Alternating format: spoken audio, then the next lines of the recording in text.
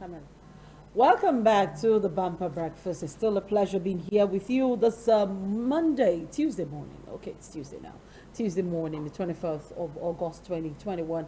And of course, I did say that we're talking about the hope for a better Nigeria. On this part of the conversation, of course, Are and Olayinka did kickstart that conversation with me when they were talking about the young people and how they would embrace culture and all of that. But I have another guest in the studio this morning. He's a social commentator, he's a philanthropist, he's a businessman and a politician. I'm talking about Honorable Oseni Olajide Ahmed. Good to have you back on the Bumper Breakfast. Good morning. Yeah, good morning. How are you today? I'm very well. Good to have you back here. The last time I had you here, I was pulling your legs and disturbing you a lot. I think I'm going to do a bit of that again this morning. But we're talking about Nigeria and the hope for a better Nigeria. And let me begin with the last conversation I had with Are and I had with Olayinka. And it had to do with what happened when the Emperor of Owo visited the Olu of Warri at the conversation at the coronation last week. It was strange to a lot of young people because I read the comments underneath of the post and I discovered that a lot of young people found it really difficult to understand why the Emperor of Owo, the former president of Nigeria, retired General Olusegun Obasanjo, knelt down to greet the Olu of Warri. It felt strange to young people generally. They were just feeling like, why must they kneel down? The guy is a 37-year-old man. You are an 80-something-year-old man. Where did the value, the culture of respecting tradition, where did you think it disappeared to in this current Nigeria that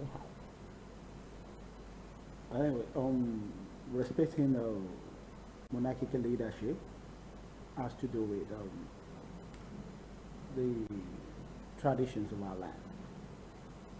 It has nothing to do with you being a president or you being a former head of state before you could give an adequate respect to a traditional ruler. It's part of our culture. Even though the traditional ruler is under the local government chairman now? It is an assistance before the modern leadership that we are using in the country today. We have the kings, the bales, the high chiefs in existence before the colonial era. And our culture, irrespective of who you are. Yoruba will say, Oba Ulu Nile, and which means that they own the land. No matter what you are today on that land, you still own their leadership. Despite the fact that there is a local government chairman on top of that.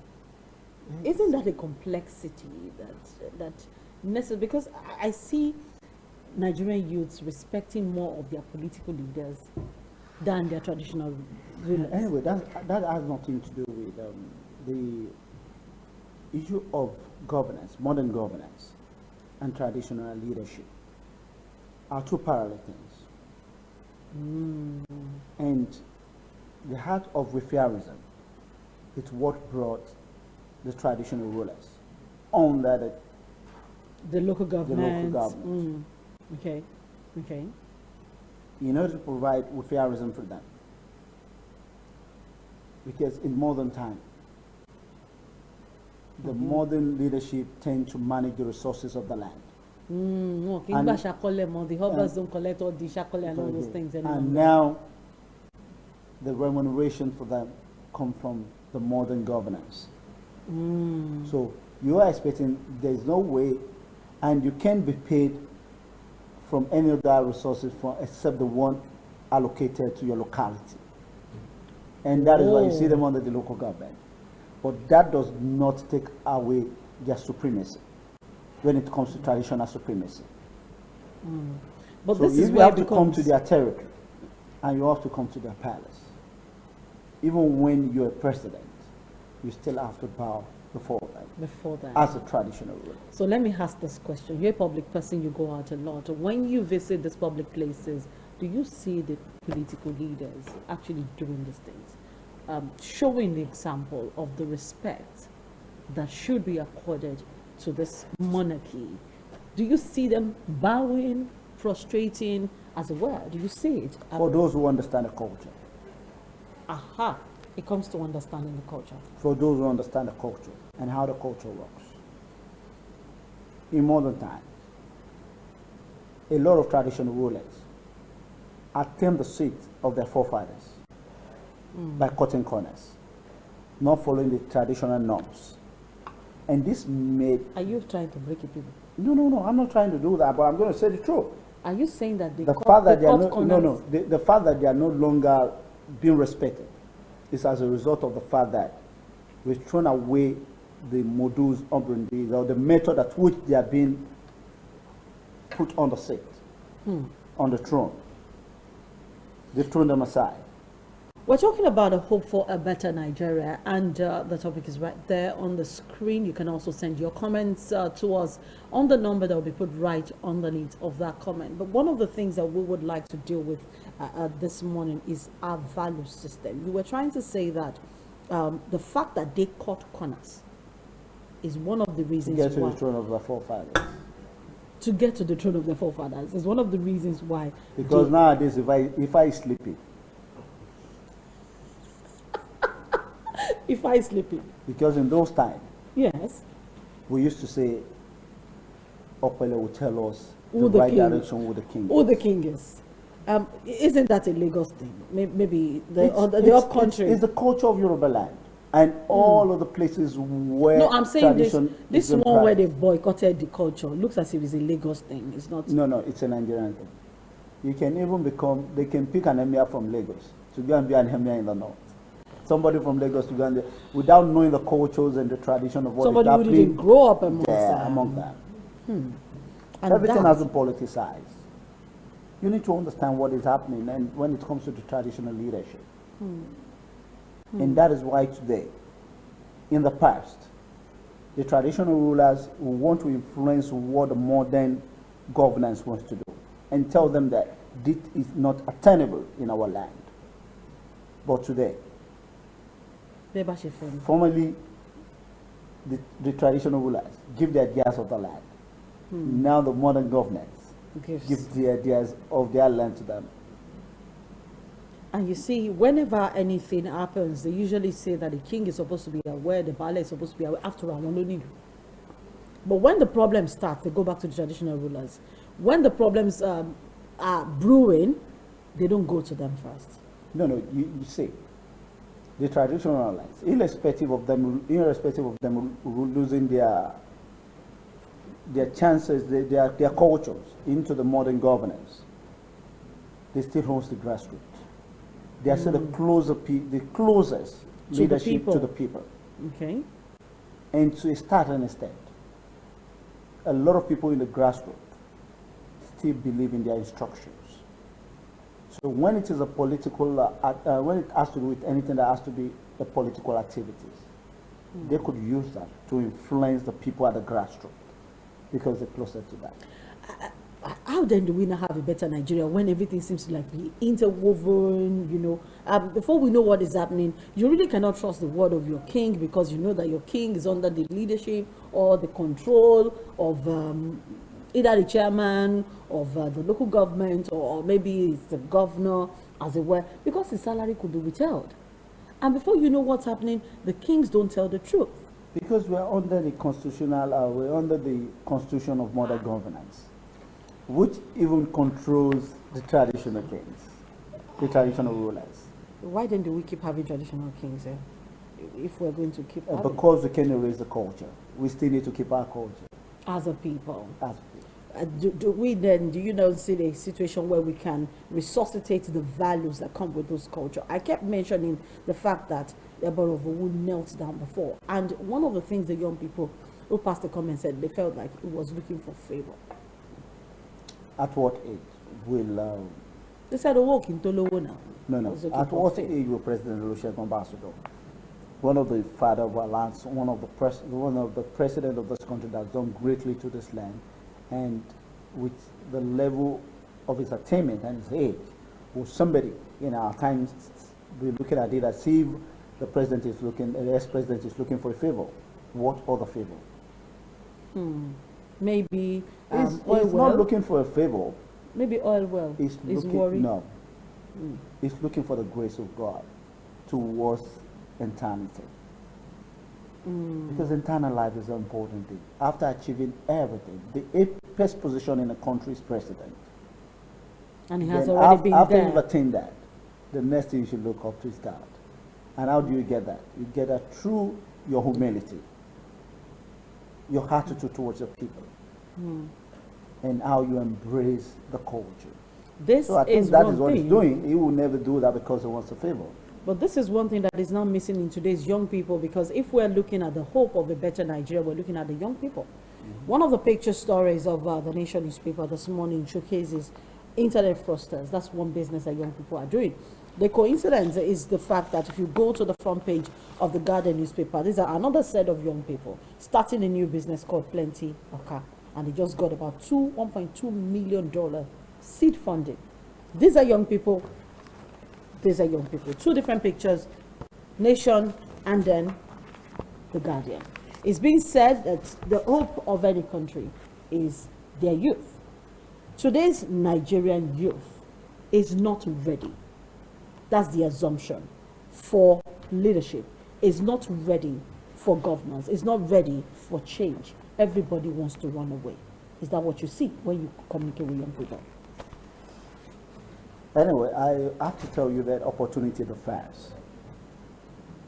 The Nigerian youth do not have equal opportunities In comparison to themselves. okay? And we're brought up in different ways, different environment, and different opportunity towards education and livelihood. Our thinking will quite be different. True. And what we need to understand, the basic of youthful opportunity should be what?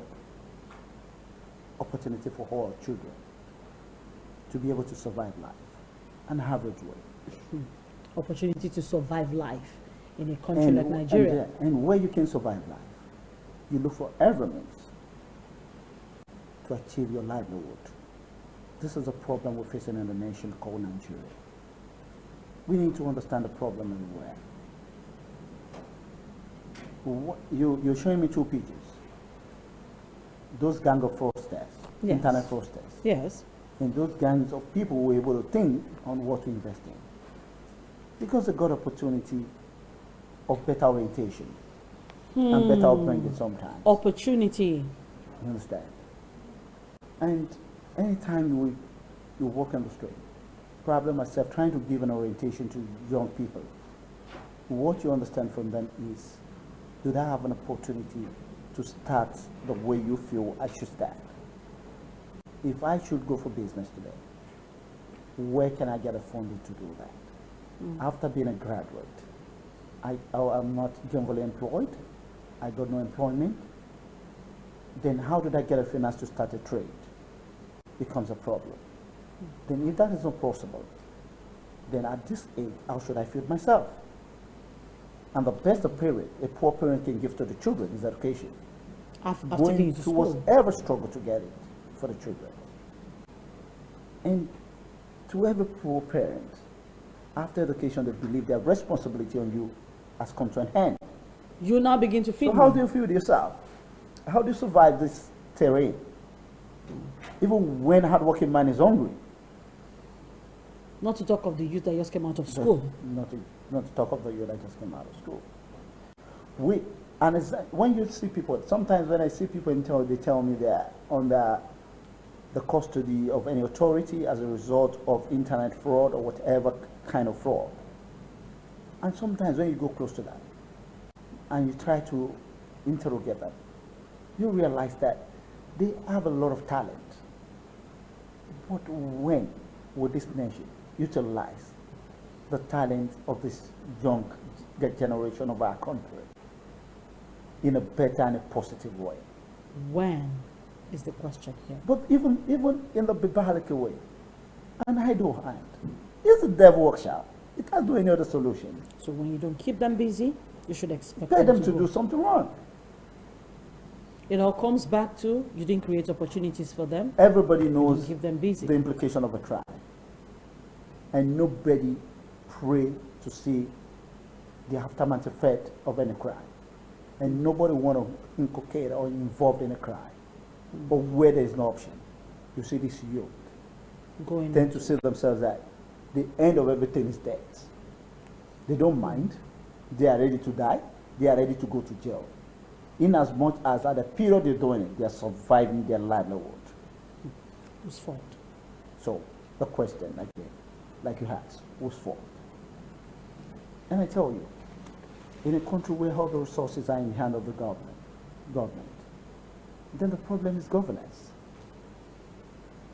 It all comes back to the issue of governance. And if we will, despite the bad governance or irresponsible governance, advise young people today, I'd like you in 30 seconds to just talk about opportunities that are made available. It may not come from government, it may not come from religious organizations, but can we reorient these young people in just 1 minute? Yes. We like every other Nigerians. The most important thing and the most thing we give to people is to tell them that be courageous, keep praying, because where we don't have resources to give them, what we tell them every time is pray for a better Nigeria. And when the country is good, there is an opportunity for you to become what you want to become. Where? And we pray because this is a country that has a lot of good policies, but the implementation becomes a problem. So where the implementation becomes a problem, then how do we solve the problem of the youth and the problem of the nation at large? So what we keep doing is we keep praying and trying our best. You see, you keep seeing if we can do positive, keep doing positive things and see if you can achieve your goal. We understand that there is no forum, there is no provision for youths in time of trade financing and the rest. Where the government trying to open up a finance for investment in terms of agriculture and all the things that youth can involve, you realize that the people in the hands of these activities tend to use from the fund or use it for something else, which is not the main aim for which the policy has been set up. So how do the youth survive? So we keep praying for a better Nigeria. Thank you so much to our guest this morning, Oseni Olajide Ahmed. It's been a pleasure having you once again on the Bumper Breakfast. We need to go. I'll see you again tomorrow morning. My name is Tomisi. You have yourself a beautiful day.